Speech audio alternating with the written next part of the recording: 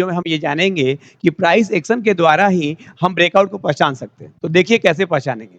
सबसे पहले आप समझिए कि जब डाउन ट्रेंड चालू हो गया हो, डाउन ट्रेंड में है प्राइस, अब वो पहला जब बॉटम बना रही है, ध्यान दीजिएगा, पहला बॉटम जब प्राइस बना दी है उसके बाद आप देखिएगा कंसोलिडेट करेगी वो।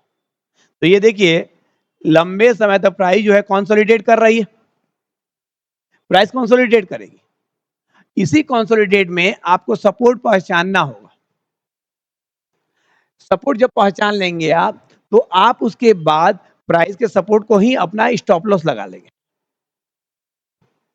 इसी सपोर्ट को। उसके बाद अब ये सपोर्ट तो बन गया है, यानी कि अब इससे नीचे प्राइस नहीं जाएगा।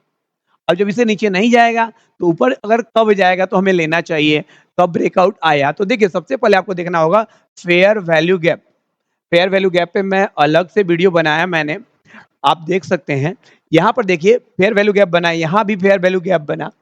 ये जो फेयर वैल्यू गैप क्या होते हैं कि जब डिमांड बहुत ज्यादा होता है तो कैंडल, एक कैंडल दूसरे कैंडल से ऊपर खुलती है और इसी को आप आइडेंटिफाई करते हो तो ये आपका ब्रेकआउट है।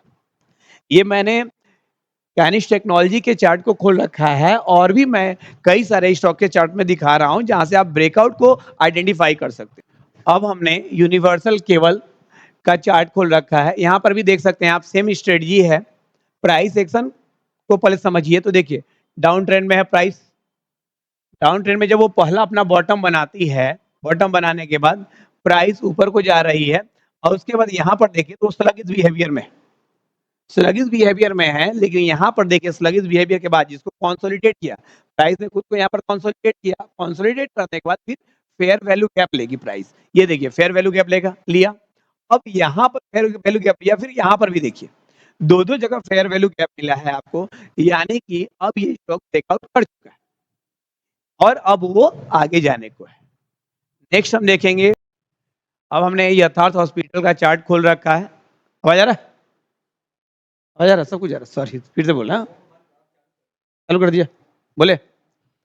अब हमने यथार्थ हॉस्पिटल का चार्ट खोल रखा है, यहाँ भी सेम स्टडी है, बस प्राइस एक्शन को आपको पकड़ना है और आप ब्रेकआउट को पहचान लेंगे। कैसे देखिए, सबसे पहले आप देखिए पहला बॉटम लग चुका, यानी कि स्मार्ट मनी ने एंट्री कर लिया। उसके बाद प्राइस देखिए अपने आप ऊपर गया, स्मार्ट मनी की एंट्री से प्राइस आपके और हमारे बाई करने से ऊपर नहीं जाता, स्मार्ट मनी ही बॉटम लगवाते हैं। बॉटम फाइनल कौन करता है? Smart money. लेकिन हम तो तय नहीं कर सकते, तो हमें करना क्या होगा? रीटेस्ट करना होगा, प्राइस अप ट्रेंड में गई है या नहीं गई है। तो देखिए प्राइस ने क्या किया, अप ट्रेंड की तरफ गई, उसके बाद रिट्रेस की। ये जो रिट्रेस की है यही हमारा आइडेंटिफिकेशन है। रिट्रेसमेंट होने के बाद हम सपोर्ट को एनालाइज कर लेंगे। ये देखिए हमारा सपोर्ट है, हम यही बाई करेंगे। एक पे नहीं करता कोई नहीं, दूसरे पे खरीद लो, दूसरे पे नहीं करता तीसरे सपोर्ट पे खरीद लो, यहाँ बाई कर लो। बाई करने के बाद आपको बढ़िया नॉलेज कैसे मिलेगा? देखिए यहाँ पर फिर फेयर वैल्यू गैप मिला, इसको बोलते हैं ब्रेकआउट। अधिकतर लोग यहीं पे करते हैं। तो आप जहां समझ में आ रहा है, देखिए फेयर वैल्यू गैप देखने के बाद ही आपको करना क्या चाहिए? स्टॉक को बाई करना चाहिए।